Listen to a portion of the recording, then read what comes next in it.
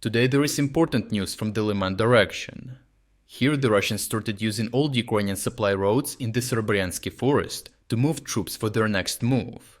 However, as Ukrainians held these positions for months, their drone operators knew exactly where to strike, tracking all their movements and unleashing devastating fire on the enemy front line and forces moving into position. As you remember, Ukrainians withdrew in one go from the Serebryansky forest, as Russians had taken their handful of viable logistics roads through the trees under fire control with drones. However, this gave Ukrainians the brilliant idea and opportunity to turn the tables around on the Russians, as they knew exactly which paths were viable and where the Russians would be moving.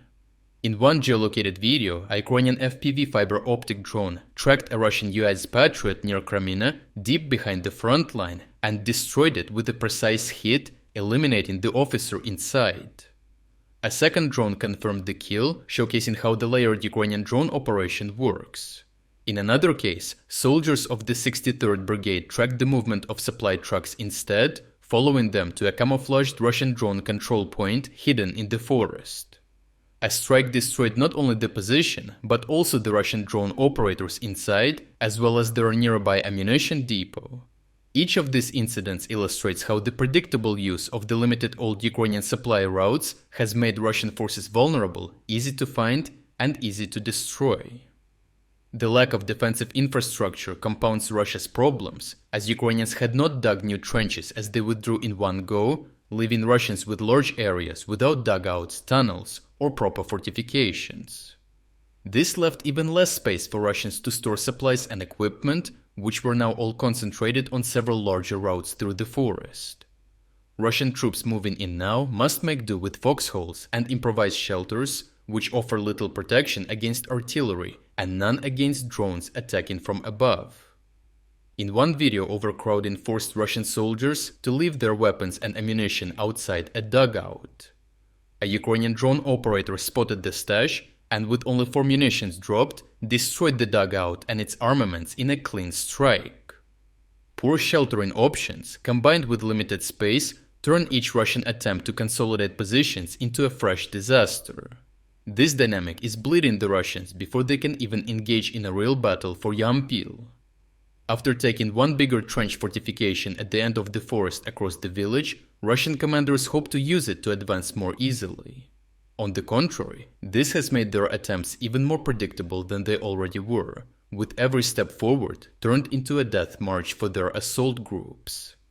A video from Ukraine's 81st Airmobile Brigade shows 2 surviving Russians, the last of an assault group who briefly hid in a basement after their comrades were eliminated on the approach.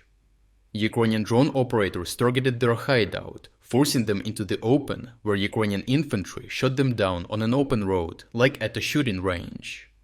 Ukrainian troops report that similar attempts repeat daily, as Russian commanders keep sending small groups into Yampil, but almost none survive. Ukrainian drone surveillance monitors every movement, destroying infiltrators before they gather strength, which buys critical time for the defense of the settlement.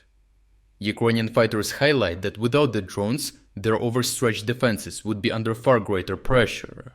Instead, Yampil remains under Ukrainian control, with Russian assaults collapsing before they can establish any foothold. Overall, by abandoning the forest in one go, instead of in a drawn-out battle while on the back foot, the Ukrainians forced Russia into using the very routes that once threatened them, turning what was once a liability into an advantage. Now they have effectively become kill zones for Ukrainian surveillance and firepower, with Russian assault groups being shredded by drones before they can mass. The Serebryansky forest has turned into a trap and is currently far from being Russia's staging ground for deeper breakthroughs. Meanwhile, the settlement of Yampil is being held firm by Ukrainians and remains a stronghold that makes every Russian step a costly one. If you're a video editor who can create videos with maps just like the one you are watching right now, we would like to invite you to join our team at RFU. We offer full-time as well as part-time freelance positions. If this sounds like a great fit, click the link in the description and send us an email.